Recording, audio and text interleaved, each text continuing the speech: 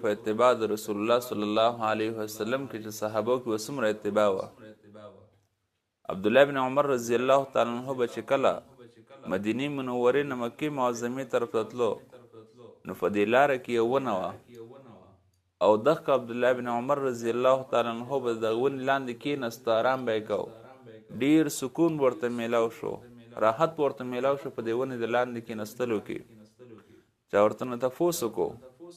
چې موږ خو کلم سفر کوو نو بلې ونې لاندې تاسو نه کښېنئ، دغه یوې ونې لاندې راځئ دلته کې کښېنئ،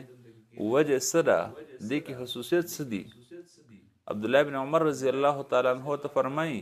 وایي د دغې ونې لاندې ځکه کښېنمه چې دلته ما د دواړو جهانو سردار محمد صلی الله علیه وسلم لیدلی و چې موږ په سفر باندې تللو، پیغمبر علیه الصلاة والسلام راغی او دغې ونې لاندې کښېناست او ارام یې وکړو. وایي زه په اتباع د نبي کریم صلی الله علیه وسلم کې کښېنم چې نبي کریم صلی الله علیه وسلم په دغه لاره باندې تېرېدو نو دلته کې ارام کړو، نو ځکه زه راځم او کښېنم چې نبي کریم صلی الله علیه وسلم اتباع کې راشم چې او نبي کریم صلی الله علیه وسلم دلته کې کښېنستی دی او زه هم کښېنم، دا د نبي علیه السلام اتباع ده چې په دې کې زه راشم. بیا فرمایي یو ځل حج ته روانو، نور ملګري ورسره هم وو، دی په لاره باندې روان دي، یو ځای ته ورسېدل نو عبدالله بن عمر رضی الله تعالی عنه داسې یو شاړه طرف هغې ته لاړو او هلته داسې کېناست لکه څنګه چې سړی تقاضي ته کښېني، دغه شانته کېناستو، لږ ساعت غایب بیا راغی واپس ملګري ته وایي عبدالله بن عمره تا خو اودس ونه کړو ته بار؟ ما خو بار ته نه دي کړی، لاړلم او کېناست، وایي د اتلې سره لپاره چې تا له بار نه راتلو قضای حاجت دې نو او لاړلې هلته کېناستلې او بیا واپس راللې. عبدالله بن عمر رضی الله تعالی عنه ورته فرمایي وایي د دې لپاره نه یم تللی چې زه هلته قضای حاجت وکړم، صرف په دغې باندې لاړم چې دواړو جهانو سردار مبارک په دغه ځای باندې لاړ او ما لیدلی چې دغه ځای کې به کېناستو، نو یې دواړو جهانو سردار چې ما ځای کې په ناست باندې لیدلی نو زه قضای حاجت ته نه وم تللی، خو لیکن ما د نبي کریم صلی الله علیه وسلم طریقه چې نبی علیه السلام په ځای کې کېنستی دی نو زه به د نبي کریم صلی الله علیه وسلم اتباع کې راشم او د نبي کریم صلی الله علیه وسلم سره یې مینه ده نو د هغې مینې اظهار به وکړم چې ما د پیغمبر علیه الصلاة والسلام سره مینه ده.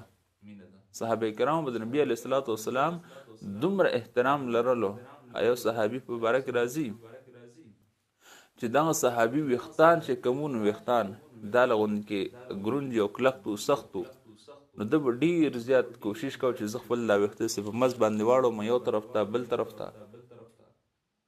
ډېر کوشش به یې کولو خو لیکن دا ویښته به نه اورېدل، سخت به و کلک به. نو یو فیرا چا تپوس وکړو چې ستا دا ویښته خو اوس صحیح شوي دي، ته دومره تکلیف ولې کې دا خو دغه خبره نه ده، ای به چې نه وړي نو پرېږده وه. نو هغه صحابي ورته وایي چې د دواړو جهانو سردار مبارک ویښته زه وینم، نیم په یو طرف ته اړولي دي نیم په بل طرف ته، نو زه هم چې زما نه ویښته هم د نبي علیه الصلاة والسلام د ویښتو مبارکو په شان ته شولې. نو نبي کریم صلی الله علیه وسلم ویښته چې وو هغه مز باندې اړول یو طرف ته بل طرف ته. نو دغه صحابي وایي چې ډېر وخته پورې مې دا ویښته دا شانتې منګزول به خو نه اورېدل، یو فیره مې سیخ مې ګرم کو هغه مې راواغستو او دغه شان د سر سره مې ونیسو سره مز باندې، چې کله مې ویښتو سره ونیسو لږه سرمن ورسره هم وسوځېدله او هغه ویښته چې کوم مز باندې هغه هم وسوځېدل، چې کله هغه وسوځېدو نو زما په سر کې سر په دې مس کې کومه کرښه چې وه هغه ښکاره شوله، نو ما په هغې باندې فخر کو چې د نبي کریم صلی الله علیه وسلم سر مبارک ویښته مبارک خپل اړولي دي او په کې کرښه ښکاري، نو ما خپل ویښته هغه شانتې کړل په څنګه چې ما د پیغمبر علیه الصلاة والسلام ویښته ولیدل نو ما هم هغه شانتې کړل. ما ته ډېرو کسانو وویل چې دا خو تا ته ډېر تکلیف دی، ما وایي چې تکلیف خو دنیا کې بس ختم بشي، خو چې نبي کریم صلی الله علیه وسلم د ویښتانو په شان زما ویښته برابر شي دا زما لپاره فخر خبره ده.